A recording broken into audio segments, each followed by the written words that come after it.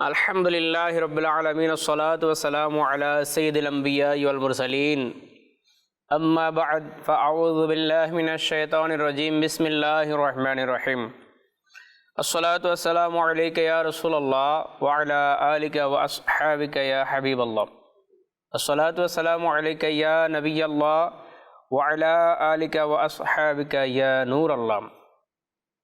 মাদানী চ্যানেলের দর্শক শ্রোতা, আবারও উপস্থিত হয়েছি মাদানী চ্যানেলের অনুষ্ঠান খাজা গরিবে নওয়াজের ঘটনাবলী নিয়ে। ইনশা আল্লাহুল করিম আজকেও আমরা তিনি রহমতুল্লাহ আলাইহির ফয়েজ পাওয়ার আশায়, ওনার থেকে বরকতের আশায় আরও কিছু ঘটনা কাহিনী আমরা শ্রবণ করার চেষ্টা করব ইনশা আল্লাহুল করিম। দুরূদ পাকের ফজিলতের মধ্যে এসেছে, আল্লাহ নবী সাল্লাল্লাহু আলাইহি সাল্লাম ইরশাদ করেন, যে ব্যক্তি কিতাবে আমার নাম লিখবে বা দুরূদ পাক লিখবে, তো ওই কিতাব যতদিন পর্যন্ত থাকবে তার আমলনামায় সওয়াব হতে থাকবে।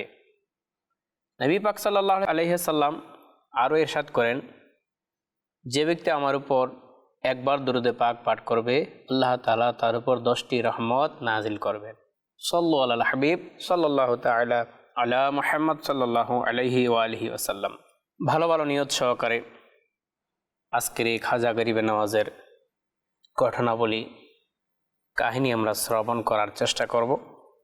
খাজা মঈনুদ্দিন চিশতি আজমিরি রহমতুল্লাহ আলাইহ আমরা কয়েকটি পর্বের মধ্যে অনেকগুলি কাহিনী ঘটনা শ্রবণ করেছি, যার মধ্যে তিনি রহমতুল্লাহ আলাইহির ছোটবেলার কিছু কাহিনী, ওনার ইবাদতের কাহিনী ঘটনাবলী, তো ওনার নেকির দাওয়াতের পদ্ধতি, ওনার সহনশীলতা, তিনি রহমতুল্লাহ আলাইহির ধৈর্য কেমন ছিল, কোরআনে পাকের তেলাওয়াত, নামাজের প্রতি ভালোবাসা, বিভিন্ন দিক নিয়ে আমরা কিছু ঘটনা শ্রবণ করেছি।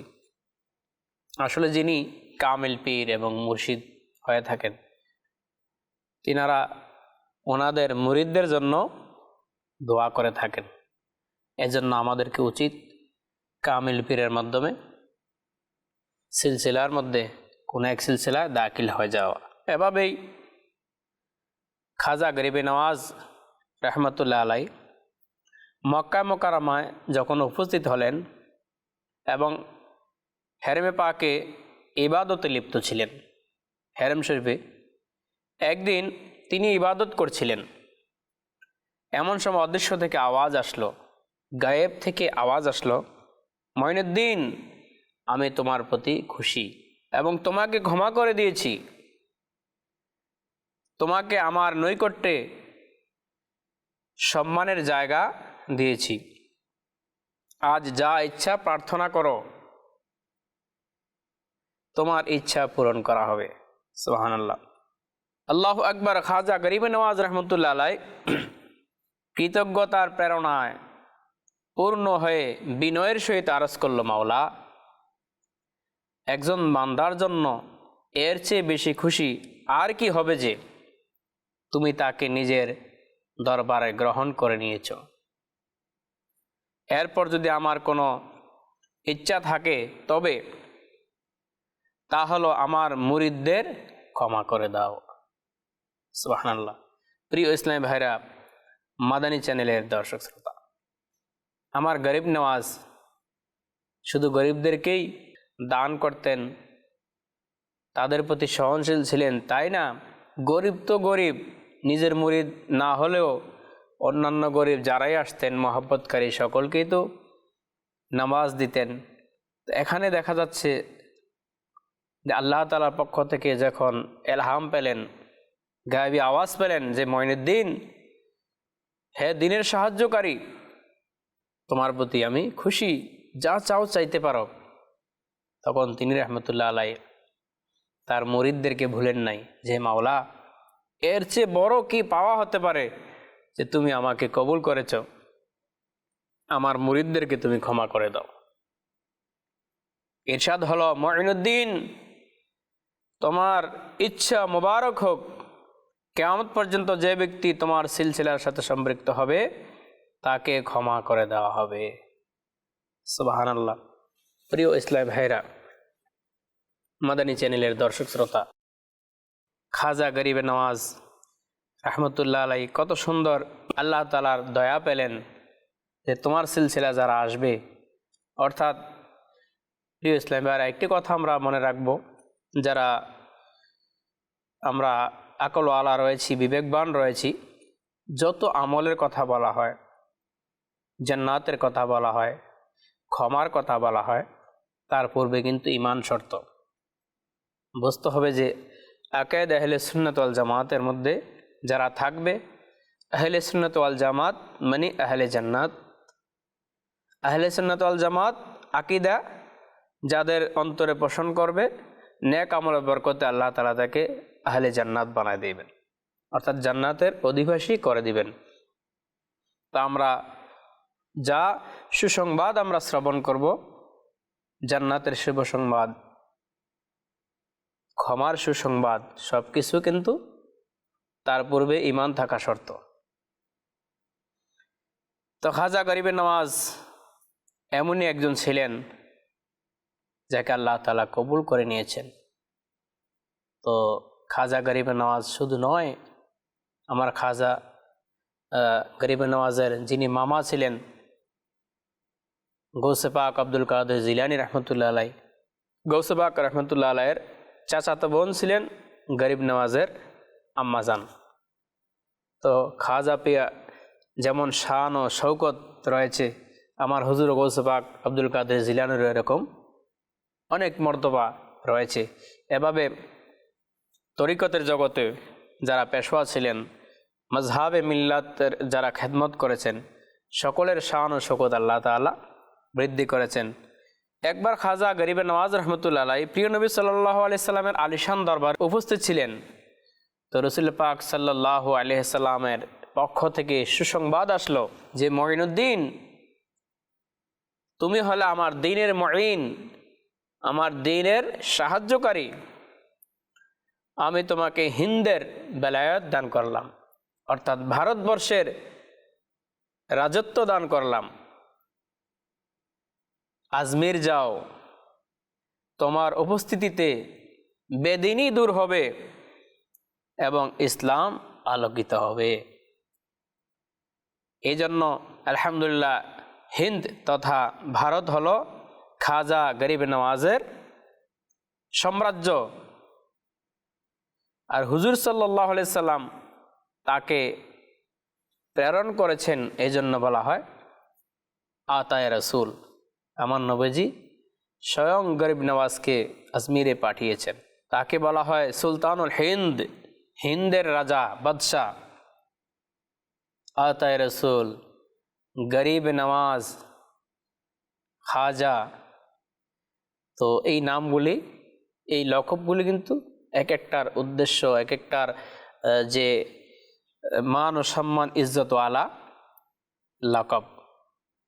আমার গরিব নওয়াজ রহমতুল্লাহ আলাই এভাবেই দুনিয়ার জমিনে নিজের জন্য কিছু চান নাই, মুরিদের জন্য, দ্বীন ইসলামের জন্য খরচ করেছেন, লঙ্গর করেছেন, খাবার খাওয়াইছেন মানুষদেরকে।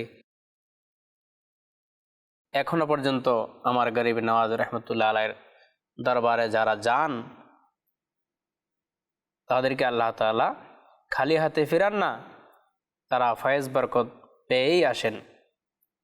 যারা ঈমান এবং আশা নিয়ে সওয়াবের আশায় যাবে, ইনশাআল্লাহুল করিম তার বরকত নসিব হয়ে যাবে। যেই লকবগুলি আমরা শুনেছি, জেনেছি, অনেকগুলোর নাম অর্থসহ আমরা জানার চেষ্টা করেছি। এবং খাজা, এই খাজা শব্দটা হচ্ছে পারসি, এটা অর্থ হচ্ছে মুনিব বা সর্দার। আসলেই আল্লাহ তাআলার ওলিগণ, আল্লাহর মাহবুবগণ আমাদের মুনিব, আমাদের সর্দার। তো খাজা গরিব নওয়াজ রহমতুল্লাহ আলাই গরিবদের প্রতি কেমন দানশীলতা ছিলেন, এই জন্য তো ওনাকে বলা হয় গরিব নওয়াজ। আমাদের প্রিয় নবী সাল্লাল্লাহু আলাইহি সাল্লাম গরিবদেরকে অনেক খেয়াল রাখতেন। তো কাজী আয়াজ মালিকি রহমতুল্লাহ আলাইহি শিফা শরীফের মধ্যে লিখেন, রাসূল পাক সাল্লাল্লাহু আলাইহি সাল্লাম নিঃসন্দেহে নিঃস্বদের শুশ্রূষা করতেন, সেবা করতেন, মিসকিনদের সাথে বসে যেতেন এবং কোনো গোলামের দাওয়াতে কোনো গোলাম যদি অর্থাৎ রাসূল পাকের উম্মতে যদি দাওয়াত দিতেন তা কবুল করে নিতেন। আলহামদুলিল্লাহ আজ্জা ওয়াজাল, এই কাজগুলি আমার গরিবি নওয়াজের মধ্যেও ছিল। গরিবি নওয়াজ রহমতুল্লাহ আলাইকে আল্লাহ তাআলা এমন ধনভাণ্ডার দিলেন, গায়েবী ধনভাণ্ডার দিয়েছেন, এজন্য তো উনি গরিব নওয়াজ। ওনার প্রিয় মুরিদ খাজা বখতিয়ার কাকি রহমতুল্লাহ আলাই বলেন যে আমি অনেক দিন যাবৎ খাজা গরিব নওয়াজের সাথে থাকার সৌভাগ্য নসিব হয়েছে, ওনার খেদমতে ছিলাম। এই সময় আমি কখনো কোনো ফকিরকে তার দরবার থেকে নিরাশ হতে দেখি নাই, খালি হাতে ফিরে যেতে দেখি নাই। এই জন্য তিনি গরিব নওয়াজ।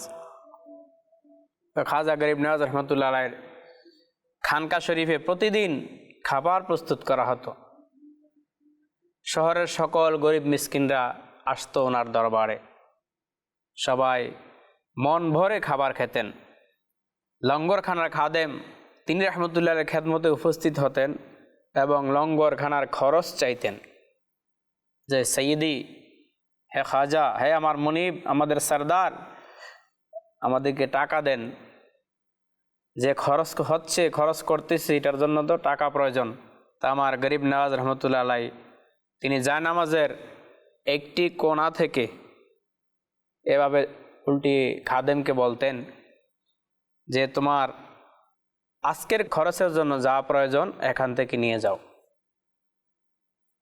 প্রতিদিন এভাবে জায়নামাজের নিচ থেকে টাকা নিতেন আর লঙ্গরের ব্যবস্থা করতেন, গরিব মিসকিনদেরকে খানা খাওয়াতেন। এবং ওনার দরবারের নিয়ম ছিল যে ওই শহরের খাজা পিয়ার, খাজা গরিব নওয়াজের শহরের যে সমস্ত দরবেশরা ছিলেন তাদের জন্য ভাতার ব্যবস্থা ছিল, তাদেরকেও হাদিয়া তোফা দিতেন, নিয়ম অনুযায়ী সকলের কাছে তা পৌঁছে দিতেন। খাজা গরিব নওয়াজ রহমতুল্লাহ আলাই একবার এক কৃষককেও কি করলেন, ওনাকেও ফেরালেন না। ওনার খেদমতে এক কৃষক আরজ করলো, হুজুর, শহরের শাসক আমার ক্ষেতের সমস্ত ফসল জব্দ করে নিয়েছে এবং বলেছে শাহী ফরমান ব্যতীত তোমার উৎপাদিত ফসলের অংশ তোমাকে দেওয়া হবে না। হুজুর দয়া করুন, আপনার খলিফা খাজা বখতিয়ার কাকি রহমতুল্লাহ আলাইকে চিঠি লিখে জানিয়ে দিন শাসকের নিকট যেন একটু সুপারিশ করে দেয় আমার জন্য।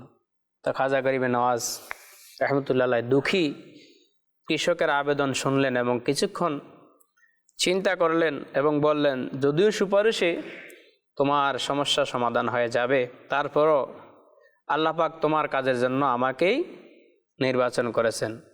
অর্থাৎ শেষ পর্যন্ত সেই কৃষককে তার পাওনা আদায় করে দিলেন। সেই কৃষককেও আমার খাজা গরিবে নওয়াজ কী করলেন, সাহায্য করলেন, তার সমস্যাটা সমাধান করে দিলেন। এভাবেই খাজা গরিব নওয়াজ রহমতুল্লাহ আলাইয়ের দরবারে যিনি আসতেন তিনিই ঝুলি ভরে নিয়ে যেতেন। হযরত আনাস বিন মালিক রাদিয়াল্লাহু তাআলা আনহু থেকে বর্ণিত যে আল্লাহ পাকের শেষ নবী সাল্লাল্লাহু আলাইহি ওয়াসাল্লাম ইরশাদ করেন, যে ব্যক্তি আমার উম্মতকে খুশি করার জন্য তাদের চাহিদা পূরণ করে সে আমাকে খুশি করলো, যে ব্যক্তি আমাকে খুশি করলো সে আল্লাহ পাককে খুশি করলো, আর যে ব্যক্তি আল্লাহ পাককে খুশি করলো আল্লাহ পাক তাকে জান্নাতে প্রবেশ করাবেন। সুবহানাল্লাহ, কত সুন্দর একটা হাদিসে মুবারাকা যে কোনো মুসলমানকে খুশি করলো, তার চাহিদাকে পূরণ করে দিল, আমার নবী বলেন সে যেন আমাকে খুশি করলো। আর যে আমাকে খুশি করলো সে আল্লাহ তাআলাকে খুশি করলো, আর যে আল্লাহ তাআলাকে খুশি করে নিল তার স্থান জান্নাতের মধ্যে হয়ে গেল। তো আমার গরিব নওয়াজ রহমতুল্লাহ আলাই এমনই ব্যক্তিত্ব ছিলেন যিনি বান্দাকে খুশি করেছেন আল্লাহ তাআলার জন্য, আল্লাহকে সন্তুষ্ট করার জন্য, রসুল পাককে সন্তুষ্ট করার জন্য, আর আল্লাহ তাআলাও ওনাকে সন্তুষ্ট করে দিয়েছেন। তো গরিব নওয়াজ রহমতুল্লাহ আলাই উনি এমনই এক মহান বুজুর্গ ছিলেন যার কথা বললে রাত শেষ হয়ে যাবে, দিন ফুরিয়ে যাবে, কিন্তু গরিব নওয়াজ রহমতুল্লাহ আলাইয়ের শান ও শৌকত কারামতের কথা শেষ হবে না। প্রিয় ইসলাম ভাইরা, আমরা শুনলাম খাজা গরিবে নওয়াজ মঈনুদ্দিন চিশতি আজমেরি রহমতুল্লাহ আলাইয়ের কিছু কাহিনী, কিছু ঘটনা। খাজা গরিবে নওয়াজ রহমতুল্লাহ আলাইয়ের এক মুরিদ ইন্তেকাল করলেন, তো তিনি রহমতুল্লাহ আলাই তার জানাজার মধ্যে অংশগ্রহণ করলেন। তো নিয়ম অনুযায়ী কবরের পাশে তিনি দাঁড়িয়ে রইলেন। হঠাৎ করে এই ঘটনাটা বর্ণনা করতেছেন খাজা গরিবে নওয়াজের মুরিদ, বিশ্বস্ত মুরিদ বখতিয়ার কুতুবউদ্দিন কাকি, খাজা বখতিয়ার উদ্দিন রহমতুল্লাহ আলাই।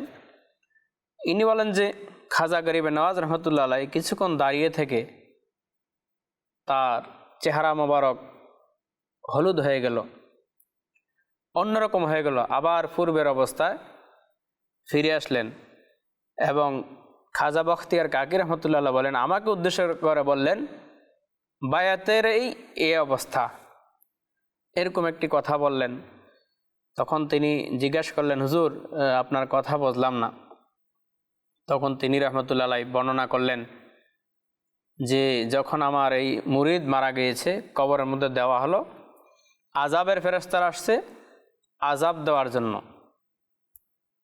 এই মুহূর্তে আমার পীর ও মুর্শিদ খাজা ওসমান হারুনি রহমতুল্লাহ আলাই আসলেন আর আজাবের ফেরেশতাদেরকে বললেন যে হে ফেরেশতারা, ও হচ্ছে আমার মুরিদের মুরিদ, আমার খাজা গরিবে নওয়াজের মুরিদ, তাকে ছেড়ে দাও। তো ফেরেশতারা বললেন, হুজুর এত গুনাহগার? তখন গায়েব থেকে আওয়াজ আসলো যে খাজা গরিবে নওয়াজের মুরিদকে ছেড়ে দাও, আজাব দিও না, তাকে জান্নাতি করে দেওয়া হয়েছে।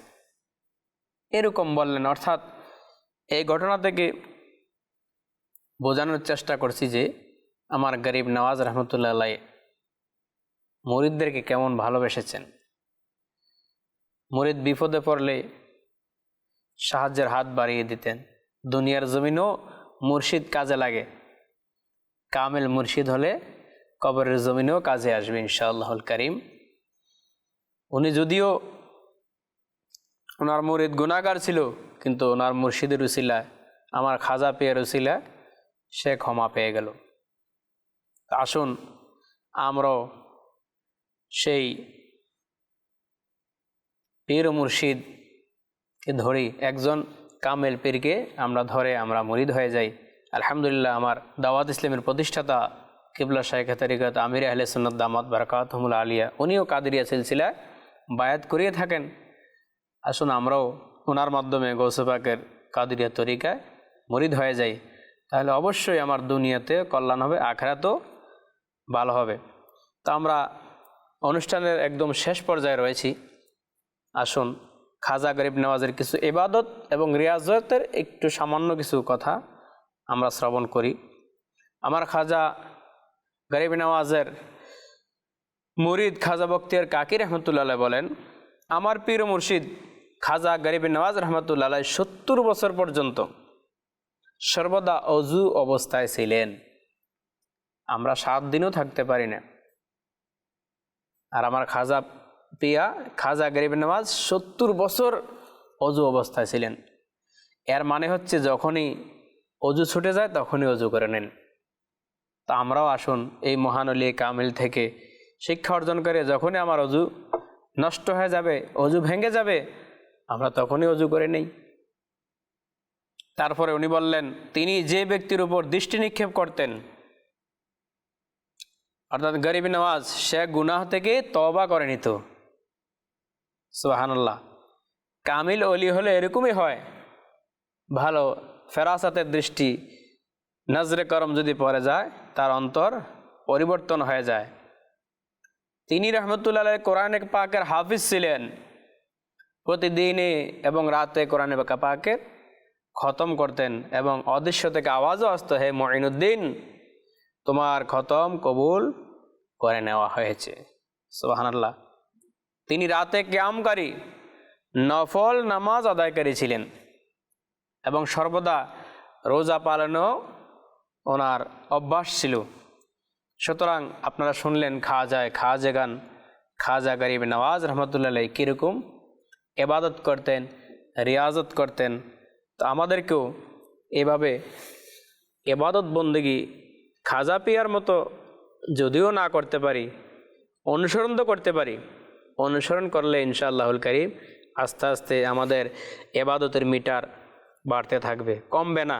আশা করি ওলি আল্লাহদেরকে ফলো করলে কোনো মানুষের সমস্যা হবে না, অর্থাৎ তার দুনিয়ার জিন্দেগি আখিরাতের জিন্দেগি সফলতার মধ্যেই কাটবে। তো আসুন আমরা এই সিলসিলার মধ্যে, এই অনুষ্ঠানের মধ্যে খাজা গরিবে নওয়াজের কাহিনী, ঘটনাবলী থেকে যা কিছু জেনেছি এই পর্যন্ত, যতগুলো পর্ব আমরা শ্রবণ করেছি, সবগুলির উপর না পারি আমরা এগুলাকে বিশ্বাস করি, এগুলিকে আমরা আমল করার চেষ্টা করি, অপরের নিকট পৌঁছিয়ে আমরা নেকির ভান্ডার মিটার জারি করে দেই। আর আমির আহলে সুন্নাত দামাত বারাকাতুহুল আলিয়ার ফয়েজ নিয়ে আসুন মাদানী চ্যানেল সবসময় দেখতে থাকি। ইনশাআল্লাহুল কারীম আবারও কোনো অন্যান্য অনুষ্ঠানে আমাদের দেখা হবে। প্রত্যেকটি অনুষ্ঠানেই মাদানী চ্যানেলের সুন্দর, সবাই সবসময় মাদানী চ্যানেল বাংলা দেখতে থাকুন এবং সুস্থ থাকুন। সাল্লাল্লাহু আল হাবিব সাল্লাল্লাহু তাআলা আলা মুহাম্মদ সাল্লাল্লাহু আলাইহি ওয়া আলিহি ওয়াসাল্লাম।